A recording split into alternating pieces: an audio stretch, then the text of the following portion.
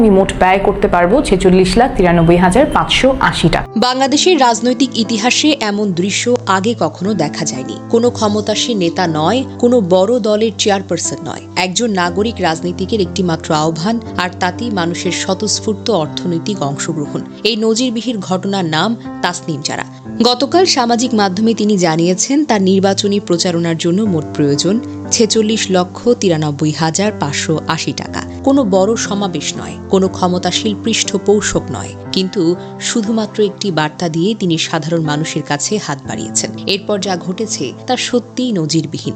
মাত্র 4 ঘন্টায় জমা পড়ে 5,26,000 টাকা। বেশিরভাগ অনুদান এসেছে খুব ছোট অঙ্কে, 5 টাকা, 10 টাকা, 20 টাকা, 50 টাকা, 100 টাকা।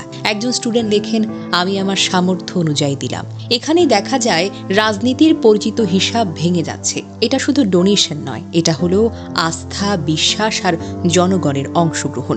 7 ঘন্টায় অনুদান ছড়ায় 12 লক্ষ টাকা, 14 ঘন্টায় পৌঁছায় 23,68,000 টাকা, আর 22 ঘন্টায় দাঁড়ায় 37 লক্ষ টাকা। বাংলাদেশের ইতিহাসে কোনো রাজনৈতিক নেতার ডাকে এমন স্বতঃস্ফূর্ত, এমন বিশাল ও হৃদয়গ্রাহী সাড়া কখনো পড়েনি। এই অভূতপূর্ব সাড়া তার প্রতি মানুষের অগাধ বিশ্বাস ও ভালোবাসার একটি প্রমাণ।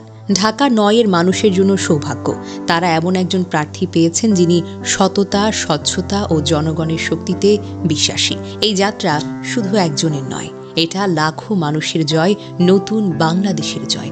জয় হোক স্বচ্ছ রাজনীতির, জয় হোক জনগণের শক্তির, জয় হোক তাসনিম জারার। নতুন বাংলাদেশ গড়ে উঠুক মানুষের হাতে, মানুষের জন্য। ভাবা যায়, বাংলাদেশের রাজনীতিতে যেখানে কোটি কোটি টাকা আসে অদৃশ্য উৎস থেকে, সেখানে টাকা এসেছে মানুষের পকেট থেকে, মানুষের আশা থেকে, মানুষের স্বপ্ন থেকে। এটা শুধু একটি নির্বাচনী ফান্ড নয়, এটা প্রমাণ করে মানুষ এখনো রাজনীতিকে বিশ্বাস করতে চায়, যদি সামনে কেউ থাকে স্বচ্ছ, সাহসী এবং সৎ। এর আগেও তাসনিম জারা একটি পোস্টে বলেন, নির্বাচনে একজন প্রার্থী আইনগতভাবে সর্বোচ্চ 25 লাখ বা ভোটার প্রতি 10 টাকা খরচ করতে পারেন, কিন্তু বাস্তবে শোনা যায় এক একজন প্রার্থী 20 থেকে 50 কোটি টাকা খরচ করছেন, অথচ নির্বাচন কমিশনের কাছে গিয়ে বলেন মাত্র 25 লক্ষ টাকা ব্যয় করছেন। ফলে প্রায় সকলেরই সংসদে যাওয়ার আগেই শুরু হয় আইন ভাঙা ও মিথ্যা বলার মাধ্যমে। আমি এই অসততা ও মিথ্যা রাজনীতি করব না। আমি প্রতিজ্ঞা করছি যে আইনে অনুমোদিত টাকার বাহিরে আমি একটা টাকাও খরচ করব না। অনেকে বলেছেন এত অল্প বাজেটে নির্বাচন করাটা অসম্ভব। আমি বলেছি নতুন বাংলাদেশ গড়তে আর অন্য কোনো উপায় নেই। নির্বাচনের খরচ যখন 10 কোটি বা 20 কোটি টাকা ছাড়িয়ে যায়, তখন সেই টাকা তোলার জন্য নির্বাচিত হওয়ার পর চাঁদাবাজি আর টেন্ডারবাজি করাটা তাদের জন্য বাধ্যতামূলক হয়ে দাঁড়ায়। এভাবেই রাজনীতিটা সাধারণ মানুষের হাত থেকে ছিনতাই হয়ে মুষ্টিমেয় কিছু সিন্ডিকেটের হাতে চলে যায়। আমার আসনে ভোটার সংখ্যা প্রায় 4,70,000।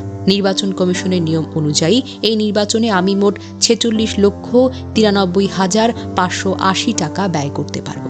আমি এই টাকাটা আপনাদের কাছ থেকে নিতে চাই।